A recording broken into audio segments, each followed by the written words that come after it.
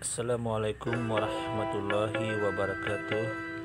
Bismillahirrahmanirrahim. Alhamdulillah wa syukurillah wa la hawla wa la quwwata illa billahil aliyil azim. Amma ba'd. Saudara-saudaraku kaum muslimin rahimakumullah, kembali jumpa lagi dengan Madya Channel dalam edisi dakwah. Hanya saja untuk kali ini Madya nggak mereview dari akun-akun para umat Paulus ya. Madya hanya di sini santai-santai saja. Ya, sebelumnya Madya ucapkan ya kepada saudara-saudara para apologet dan para mujahid dan para pendakwah di medsos, terutama di YouTube ini yang mendukung channel Madya ya. Ya, sehingga Madya juga setidaknya ikut membantulah membentengi umat muslim dari upaya-upaya pemurtadan ya. Oke, sebelumnya Madya sampaikan juga, Madya beri background ini sebuah lagu yang Madya nyanyikan ya, khusus sebagai penyemangat kepada para saudara-saudara Madya yang lagi berdakwah saat ini, menyampaikan kebenaran Islam ya. Dan juga Madya sini juga menyinggung kepada para murtadin ya yang menjual agamanya demi kebahagiaan sesaat ya. Biasanya sih itu biasanya menjual agamanya karena harta dunia ya, bukan karena Tuhannya, tetapi karena harta dunia. Karena di dalam Islam konsep ketuhanan itu sudah cukup jelas, sudah kokoh, sudah kuat, nggak ada didebat-debatin lagi gitu lah. Nggak ada yang dikatakan wah Tuhannya ini enggak. Islam sudah kokoh, sudah kelar urusan Tuhan. Tidak ada Tuhan yang berdebat-debat itu, yang didebat-debatkan lagi seperti biasalah pengikut Paulus ya. Ada aliran-aliran Oneness, Tritunggal, dan aliran-aliran yang lain. Saya Madya tidak sebutkan salah satu-satu, tetapi Tuhan dalam Islam sudah clear, sudah jelas Tuhan yang bertauhid. Kalau memang ada perpecahan di tubuh umat Islam, itu biasanya hanya biasa urusan-urusan di luar konsep ketuhanan dalam Islam ya, hanya kepentingan kubu, organisasi atau ormas, atau ya biasalah kelompok-kelompok yang ingin menonjolkan diri, itu biasanya begitu.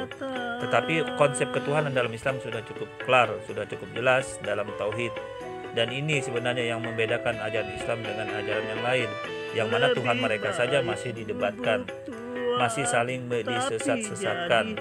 Saya tidak sebutkan satu-satu siapa-siapa dalam posisi ini yang lagi berdebat, berdiskusi tentang ketuhanan mereka, mencari pembenaran atas konsep ketuhanan mereka. Dan Islam sudah cukup kelar, sudah cukup jelas. Jadi apabila Anda memilih Islam, pilihan Anda sudah cukup benar ya, pilihan Anda tepat. Kenapa? Karena konsep ketuhanan di dalam Islam sudah cukup jelas. Anda tinggal buka di YouTube atau di medsos, di Google, ketik tauhid, maka akan menemukan itu sifat-sifat Tuhan, kesempurnaan Tuhan, dan Tuhan itu Anda bisa bedain dengan makhluknya itu apa gitu. Anda bisa lihat konsep ketuhanan dalam Islam cukup jelas ya. Saya sebenarnya di sini tidak membahas materi ya, sebagai santai-santai saja ya, sambil mendengarkan background Madya ya, yang mengambil lagu dari Haji Romai Rama, di mana lagu itu menggambarkan orang yang menjual imannya itu kebanyakan biasanya gini, ada dengan harta, dengan materi dunia. Kadang-kadang dia menjual imannya itu bisa dengan karena pasangannya, itu boleh. Karena pasangannya juga dia menjual agamanya. Bisa juga dia menjual agamanya, bisa juga dengan karena sakit. Nah, dicoba dengan sakit dia jadi murtad gitu loh. Dicoba dengan pasangan yang beda agama, karena dia memilih, akhirnya dia memilih menjadi murtad. Tapi rata-rata di dalam kesaksian-kesaksian yang ditampilkan biasanya seperti di di Yusuf Manobulu dan seperti di Papel, itu rata-rata yang jadi murtad itu bukan karena Tuhannya, konsep Tuhannya nggak bisa dibantah, tetapi ya gara-gara mimpi lah, ya kan, mimpi ketemu makhluk lah, ketemu Tuhan lah, seperti itu. Padahal secara logika ya, malaikat iblis pun bisa menjadi makhluk yang seperti itu. Bagaimana bisa membedakan itu Tuhan sama iblis atau makhluk malaikat gitu. Nah, itu, secara logika pun itu sebenarnya sudah terbantahkan, tapi ya mereka tetap ngeyel gitu loh, di dalam posisi tetap kukuh bahwa ini mimpi bla bla bla, tapi itu biarlah urusan mereka. Sambil kita nyantai-nyantai ya, menikmati pemandangan ini dalam posisi di Gua Hira ini, areal di Gua Hira ini, dalam posisi di mana pada saat itu Nabi Muhammad itu menerima wahyu yang pertama. Oke, sebagai gambaran ya, bahwa dalam Islam itu konsep ketuhanan yang sudah cukup jelas. Ini sebenarnya konsep ketuhanan ini ya, di dalam Islam itu sudah ada sejak dulu, sejak zaman Adam sampai ke Muhammad. Dan ini bisa, bila kita cek historis jejaknya, rasul-rasul dan nabi-nabi yang membawakan ajaran tauhid itu sudah ada sejak zaman dulu. Kita bisa lihat jejak historisnya di zaman Abraham ya, kemudian Musa, kemudian apa namanya tuh, Isa atau Yesus ya. Saya bacakan dulu ya dalam sebuah ayat Al-Qur'an. Bismillahirrahmanirrahim. Walaqad ba'asna fi kulli ummatin rasulan an ya'budullaha wajtanibut tagut. Faminhum man hadallahu minhum man haqqat alaihi dhalalat. Fasiru fil ardi fanzuru kaifa kana akibatul mukazzibin. Shadaqallahul adzim. Dan sesungguhnya kami telah mengutus rasul pada tiap-tiap umat untuk menyerukan sembahlah Allah saja dan jauhi togut itu. Maka di antara umat itu ada orang-orang yang diberi petunjuk oleh Allah, dan ada pula di antara orang-orang yang telah pasti kesesatan baginya. Maka berjalanlah kamu di muka bumi dan perhatikanlah bagaimana kesudahan orang-orang yang mendustakan Rasul.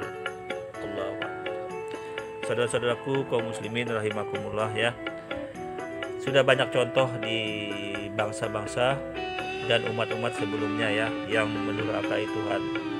Seperti contoh Firaun ya, yang ditenggelamkan itu. Apakah buta mata hati mereka gitu loh?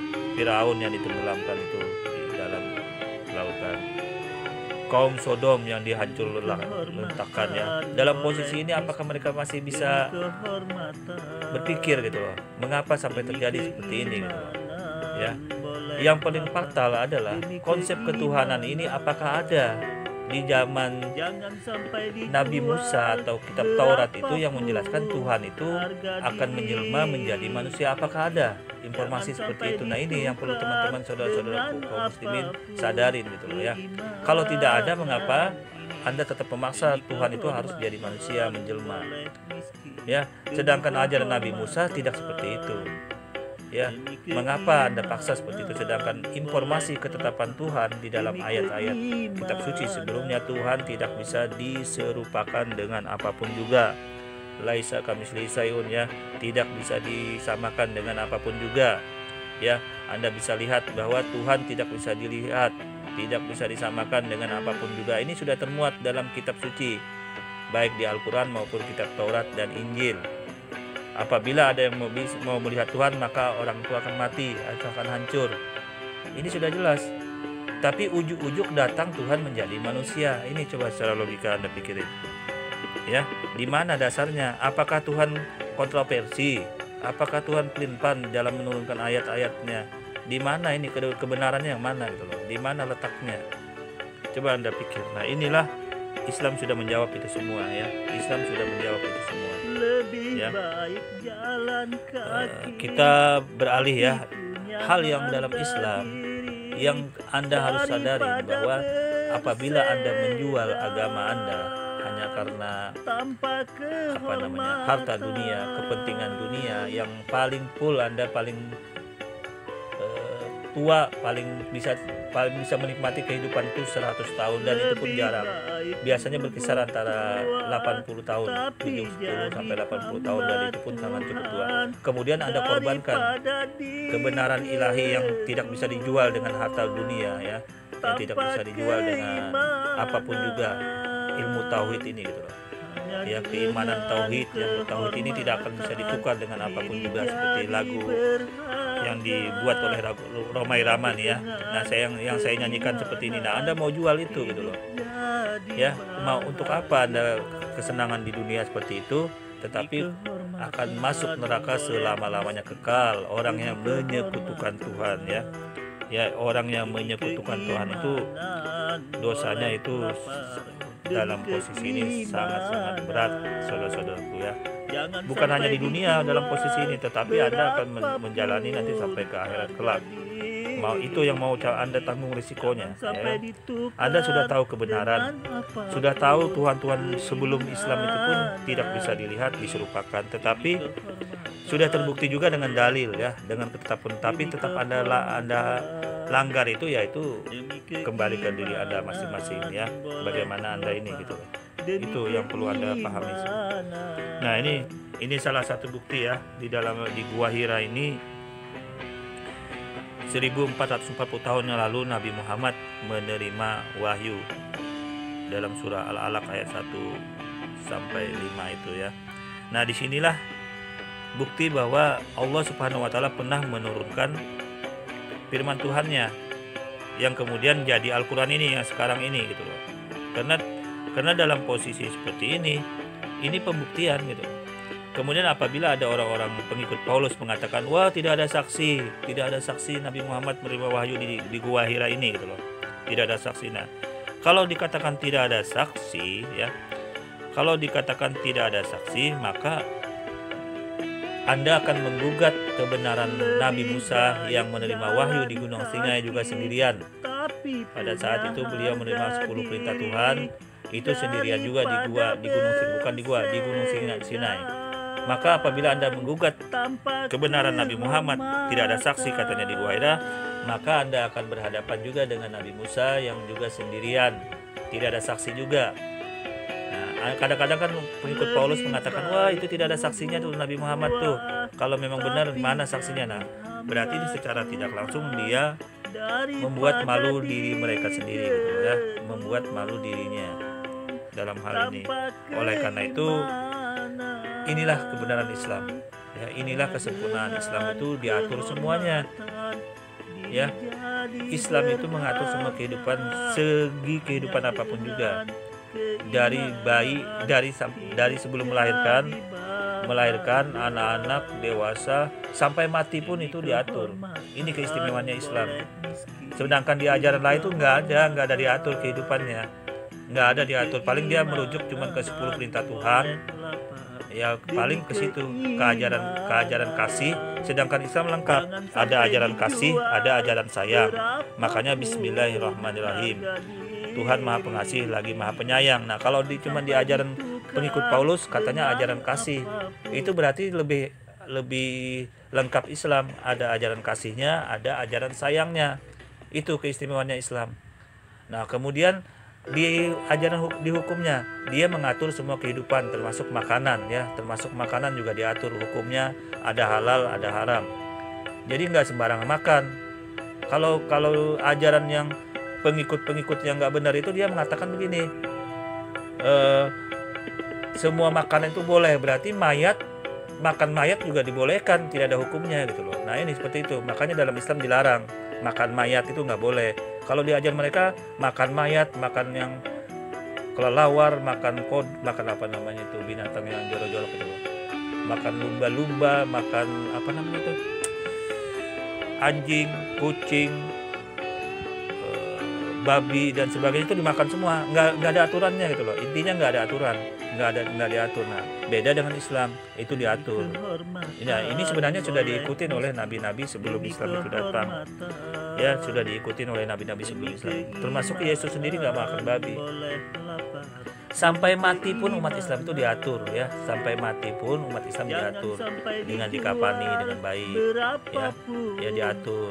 Ya, kemudian ada ajaran yang ujuk-ujuk dia katanya mengambil meneruskan kitab Taurat nih sesuai dengan, tapi tiba-tiba mati pun itu nggak sesuai dengan ajaran dalam kitab Taurat dan nggak mengikuti Nabi Isa itu sendiri atau Yesus sendiri mati dikapanin, enggak. Kan aneh gitu loh, secara logika kan aneh. Yesus mengajarkan dikafani, tetapi dari pengikutnya malah enggak, kan aneh. Tapi ujuk-ujuk katanya oh saya mengikuti ajaran Yesus, tapi faktanya enggak terjadi. Faktanya mereka pungkiri, ingkari itu gitu loh. Ini fakta loh, siapa yang bisa bantah gitu loh ya. Silakan Anda renungkan. Bagi yang di luar Islam silakan renungkan. Nih, oke. Sambil kita lihat pemandangan ini ya beginilah keadaannya gitu ya dalam posisi ini. Jadi kalau saya menilai orang yang murtad itu yang pertama memang saya katakan tidak mempelajari ilmu tauhid, sehingga dia sangka dunia ini tidak ada tanggung jawab nanti di akhirat. Dia sangka begitu.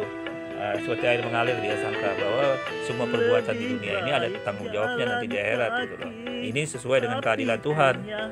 Kalau tidak ada tanggung jawabnya, berarti Tuhan menciptakan manusia di dunia gagal. Berarti orang bisa berbuat tidak baik, bisa berbuat baik itu tidak ada aturan. Nah ini makanya Islam sudah mengatur itu. Berarti Tuhan maha benar dengan semua ketetapannya itu gitu loh. Dengan ada pembalasan buat orang-orang yang dalam posisi ini, dalam pembahasan buat orang-orang yang berpikir ya di dalam posisi buat orang yang berpikir.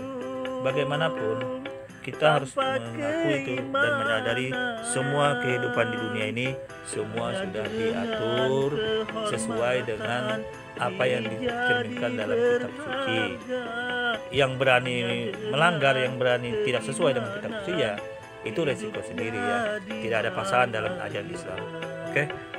Kurang lebihnya saya mohon maaf. Wassalamualaikum warahmatullahi wabarakatuh.